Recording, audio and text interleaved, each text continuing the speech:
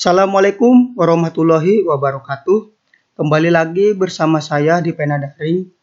Masih dalam rangka kita warming up atau persiapan untuk menghadapi P3K 2022, terkhusus Anda calon pelamar jabatan fungsional penyuluh kesehatan masyarakat. Saya menyediakan latihan soal dan saya juga menyediakan e-book penyuluh kesehatan masyarakat agar Anda lebih fokus belajar dan berlatih. Di media sosial sudah banyak yang mengirimkan informasi terbaru bahwa Permenpan RB akan membuka rekrutmen P3K 2022 di akhir September ini.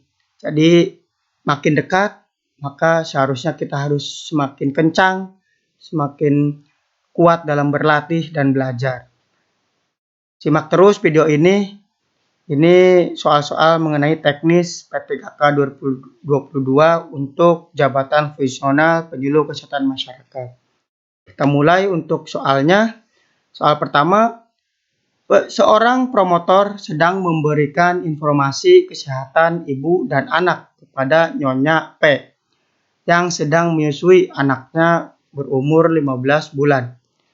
Maka media yang tepat untuk digunakan adalah A. Leaflet, B. Billboard, C. Umbul-umbul, D. Spanduk, E. Presentasi slide. Jawabannya apa teman-teman? Ya, jawabannya adalah yang A. Leaflet. Ini sudah jelas ya. Pasti teman-teman sudah tahu karena ini sasarannya yaitu ibu dan anaknya Nyonya P. Jadi ini lebih ke sasarannya itu individu atau perorangan. Maka yang paling tepat adalah leaflet. Kalau misalkan billboard itu untuk sasarannya itu massa atau masyarakat luas. Umbul-umbul juga, spanduk juga, dan presentasi slide ini tidak tepat. Yang paling tepat adalah ibu dan anak kepada Nyonya P ini adalah leaflet.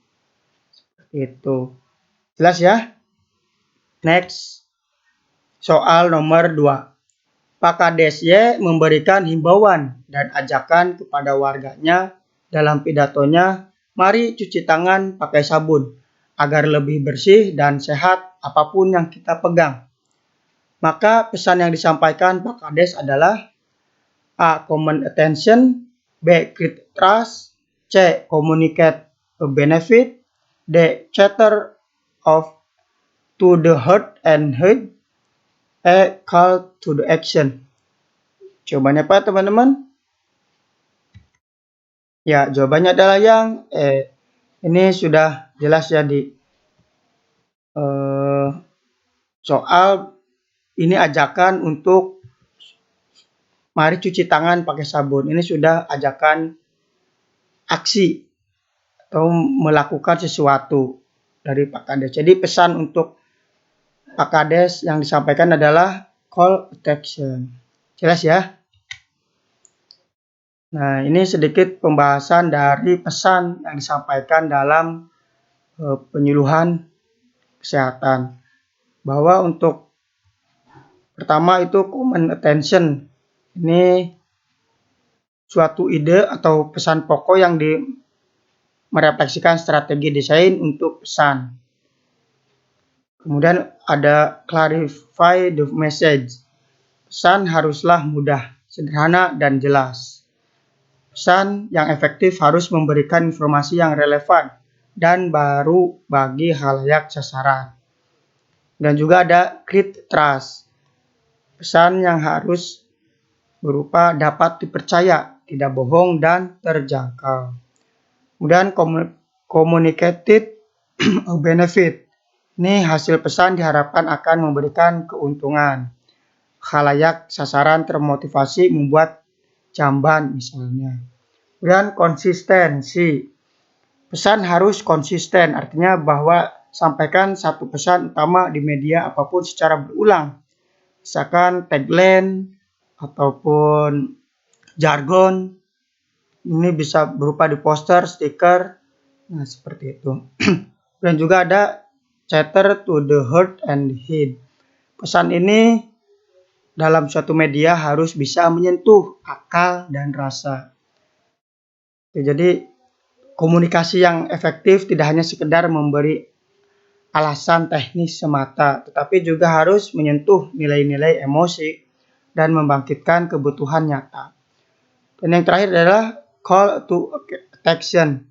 Ini pesan yang disampaikan dalam suatu media harus dapat mendorong khalayak sasaran untuk bertindak sesuatu, termotivasi dan langsung melakukan aksi seperti itu. Oke, lanjut ya. Soal nomor 3. Puskesmas A bekerjasama dengan Kecamatan B untuk mengadakan promosi kesehatan tentang keluarga sadar gizi. Tahap awal dilakukan advokasi agar kegiatan tersebut berjalan lancar. Adapun yang bukan tujuan dari advokasi Promkes adalah A. Environmental support, B. Political commitment, C. Policy support, D. Social assistance, E. System support. Jawabannya apa teman-teman? Ya, jawabannya adalah yang A. Bahwa yang bukan merupakan tujuan dari advokasi Promkes ini termasuk adalah environmental support. Nah, yang keempat ini yaitu tujuan dari advokasi Promkes. Nah, kalau dari soal ini memang ini lebih ke jawabannya adalah yang ke sistem support.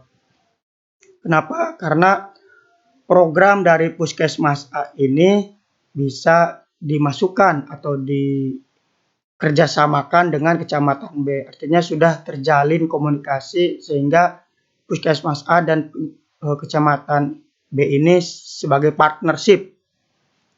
Itu yang kalau misalkan ditanyakan tujuan dari advokasi Promkes ini termasuk sistem support karena partnership, intinya seperti itu.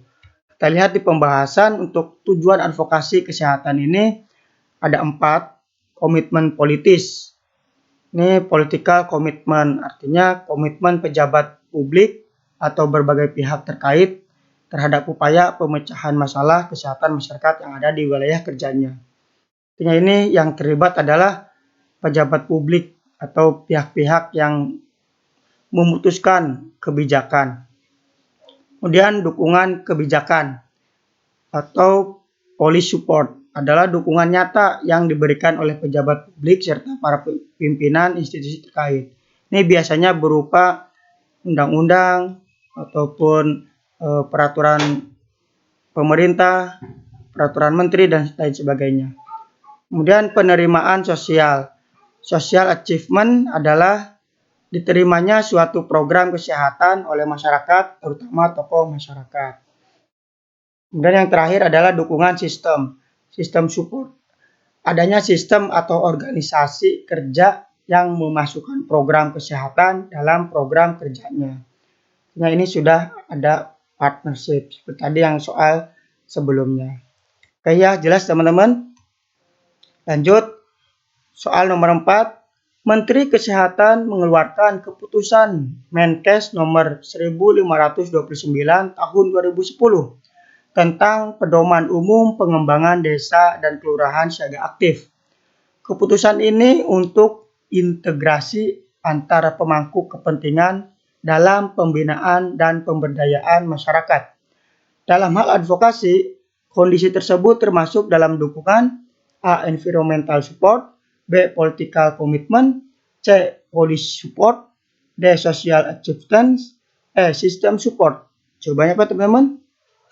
Ya, jawabannya adalah yang C. Jelas ya? Tadi sudah dijelaskan bahwa ketika suatu pejabat ataupun kementerian sudah mengeluarkan kebijakannya, ini berupa keputusan Menkes. Jadi ini sudah berupa kebijakan publik. Nah, ini termasuk kepada policy support. Nah, itu jelas ya. Oke. Cukup sekian untuk pertemuan kali ini. saya cukupkan. Barangkali ada dari teman-teman yang ingin memesan e-book PKM P3K 2022, silakan hubungi admin. Prosesnya cepat, tinggal langsung saja ke akun Pena Daring. Kurang lebihnya mohon maaf. Bila taufiq hidayah. Assalamualaikum warahmatullahi wabarakatuh.